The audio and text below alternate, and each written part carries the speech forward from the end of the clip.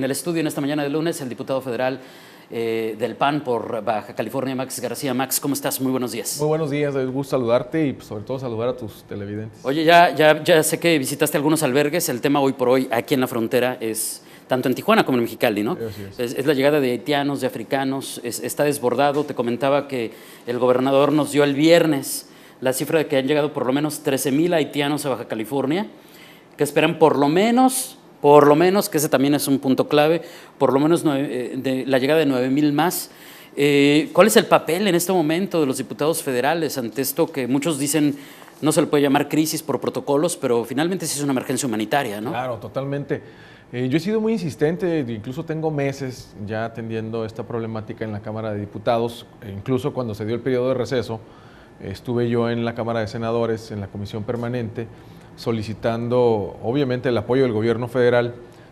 Se dio la comparecencia del Comisionado Nacional del INAMI y bueno, pues él nos daba algunas cifras y sobre todo el mecanismo de lo que estaba sucediendo. Obvio que la falta de recursos para la propia operación que ellos tienen dista mucho, pero yo he insistido porque incluso debo decirte que el mismo viernes por ahí nuestras declaraciones no le fueron de al agrado al propio delegado del INAMI en la ciudad, porque hemos insistido en la necesidad de que el gobierno federal le entre a este tema y él siente como que ellos no están haciendo su trabajo y les digo, no tiene que ver con la parte operativa de lo que hace el Instituto Nacional de Migración, tiene que ver ya con la organización, con un plan emergente, así lo pedí yo el jueves pasado en la propia Cámara de Diputados. No se trata solamente de venir y declarar, estoy haciendo mi parte en la Cámara de Diputados y también estoy colaborando, apoyar y tratar de atender en lo humanamente posible esta problemática, porque la realidad es que efectivamente distan algunas cifras distintas, las que se declaran por distintos órdenes de gobierno, pero al final viene muchísima gente de esta procedencia. Yo estuve platicando con algunos de ellos, llama mucho la atención porque al final dicen ellos que vienen del Congo, en su mayoría, si no es que todos vienen de Haití. Llama mucho la atención el cómo sistemáticamente están llegando, o sea, de manera ordenada. No es que dejemos de atender la problemática de la migración como tradicionalmente se ha dado en la historia de esta ciudad. El problema aquí es que llegan organizados, llegan muchos con recursos, llegan básicamente a saber qué es cada uno de los pasos que tienen que llevar a cabo para solicitar el asilo en Estados Unidos. Y aquí, obviamente, para mucha gente nos llama la atención oigan, gobierno federal, revisa también si no hay un asunto de corrupción, porque está extremadamente raro que incluso los permisos con los que entran son con notificaciones de salida. O sea, finalmente con ese tipo de notificaciones es cuando le pides a alguien que se vaya del país y con eso lo recibimos. Entonces creo que todo esto lo hemos planteado a la propia Cámara, al gobierno federal, y le decíamos, no solamente la parte que se revise, sobre todo en la parte humanitaria, en la parte de los derechos humanos, lo que tiene que ver con la salud. Sí, no claro. Sabemos, todas estas personas tienen algún problema de salud y es importante que desde que entran al país, en el caso específico en su mayoría que es por Tapachula, por Chiapas, que se dé pues obviamente una atención médica a cada una de estas personas. A mí me llama mucho la atención que llegan como Pedro por tu casa, pues, ¿no? O sea, somos a veces muy exigentes, ¿no? Para muchos, incluso compatriotas, y de repente vemos cómo el flujo de todos estos migrantes haitianos pues se da con mucha facilidad, ¿no? Desde que llegan al aeropuerto. Fíjate que eso es algo que nos llama mucho la atención y efectivamente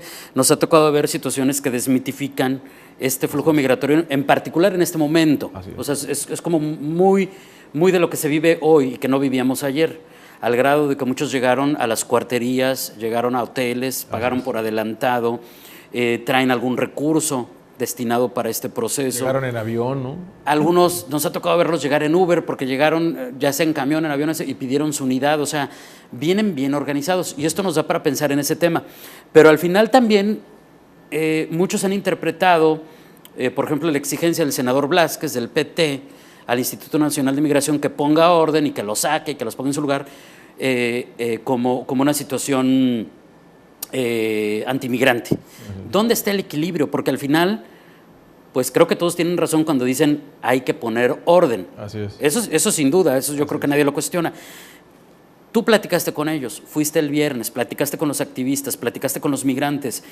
¿Cómo buscar el equilibrio y sobre todo en qué consiste este llamado que me decías hiciste ante el Pleno, ahí en el Congreso con los diputados federales, y en qué consistirían estas acciones que tú estás pidiendo? Yo le solicité al gobierno federal 3 cosas específicas. Una es que la Secretaría de Relaciones Exteriores genere un acuerdo con el propio gobierno norteamericano. Están recibiendo 50 y nos llegan 300, 500 diarios.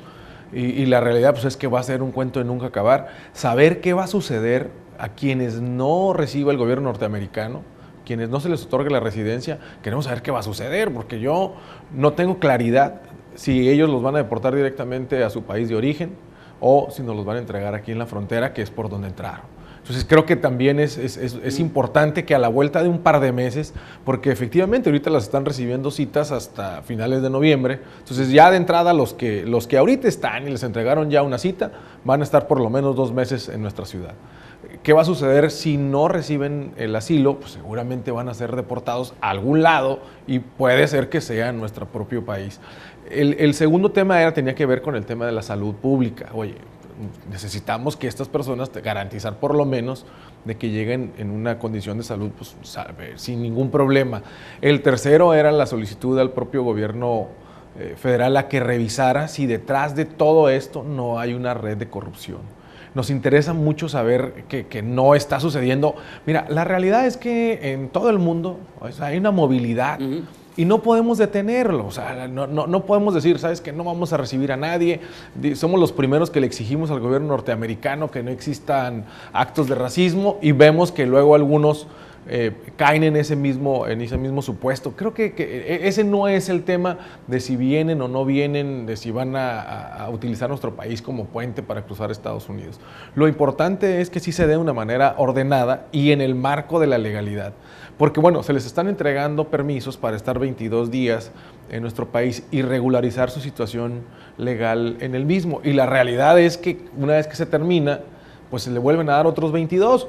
Incluso, bueno, si hay ahí temas legislativos que podamos corregir, pues seguramente lo haremos. Pero bueno, aquí es importante que ya exista un plan. Al final el gobierno del estado ha invertido una gran cantidad de recursos. Me decía el propio gobernador, hablaba yo con él el viernes, y me decía que llevaban en el mes de septiembre solamente $1 millón nada más en la atención a los migrantes haitianos. Entonces creo que sí se está haciendo un esfuerzo, ¿no?, por cada una de las entidades de gobierno, pero la realidad es que la carga mayor la trae la sociedad organizada. O sea, la realidad es que cuando estás ahí y están prácticamente en un campamento, o sea, no están en las condiciones, digo, tampoco tenemos que recibirlos en un hotel 5 estrellas, pero la realidad es que no están en las mejores condiciones que puede estar un ser humano, sobre todo pernoctando. Muchos de ellos incluso me llamaba mucho la atención porque una de las solicitudes que me hicieron es una carpa con las paredes de esta misma para poder proteger, porque las mujeres, niños y los bebés duermen dentro del caso específico del desayunador del Padre Chava, y los hombres duermen afuera. Ahorita no hay todavía lluvias, creo que el clima ha sido benevolente. Pero la realidad es que a las 5 de la mañana sacan a todas las personas y están afuera. Y bueno, a esa hora pues los niños, los jóvenes y las mujeres están prácticamente a la intemperie. Entonces nos decían, bueno, ese tipo de solicitudes donde, bueno, pues todos tendremos que hacer equipo. Pues lo importante aquí es que no sean acciones aisladas y que a su vez, bueno, pues tendremos mejores resultados si tenemos un plan emergente, si el gobierno federal. Yo incluso lo platiqué hace 2 semanas con la embajadora de Estados Unidos en México. Estuvimos en una reunión donde no era ese parte de la agenda y yo le solicité su intervención para conocer y sobre todo que nos pudieran auxiliar con esto de la atención. ¿Y qué les dijo? Ella está también muy preocupada, incluso nos comentó que sí iba a hacer un anuncio. No nos dijo exactamente en qué se trataba el anuncio, pero sí iba a hacer su parte también para tratar de apoyarnos, sobre todo en la frontera. Y esto, bueno, en la medida que se van enterando más migrantes, ¿no?